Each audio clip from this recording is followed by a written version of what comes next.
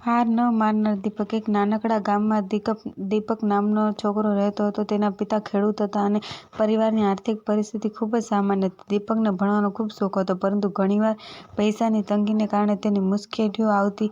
ગામના કેટલાક લોકો તેને કહેતા, "આટલું ભણીને શું કરશો? છેલ્લે તો ખેતી જ કરવી પડશે।" પણ દીપકના મનમાં એક જ વાત હતી, પરિસ્થિતિ મારી નક્કી નથી કરતી,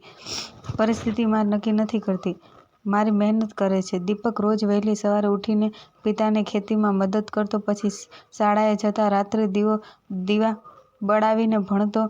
ઘણી વાર થાક લાગતો, મન હારવાનું થતું, પરંતુ ક્યારેય હાર્યો નહીં। સમય પસાર થયો, દીપકે બોર્ડની પરીક્ષામાં ગામમાં પ્રથમ ક્રમ મેળવ્યો, પછી સ્કોલરશીપ વચ્ચે આગળ ભણ્યો અને અંતે એક સફળ અધિકારી બન્યો। જ્યારે તે પાછો ગામમાં આવ્યો ત્યારે જે લોકો જેમણે તેને હલકો ગણાવ્યો હતો તે ગર્વથી કહેતા હતા કે આ આપણા ગામનો દીપક છે। દીપકે સ્મિત કરીને કહ્યું કે સપના મોટા રાખો, મહેનત સાચી રાખો, સફળતા ચોક્કસ મળશે।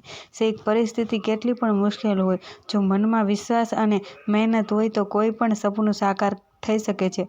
अगर आपको हमारी वीडियो अच्छी लगी तो हमारे वीडियो को लाइक, शेयर और सब्सक्राइब जरूर करें।